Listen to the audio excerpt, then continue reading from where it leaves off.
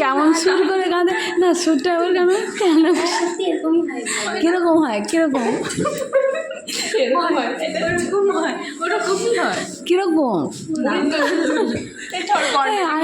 Please আর একবার বলে গেলি না কেন রে, চলে গেলি রে।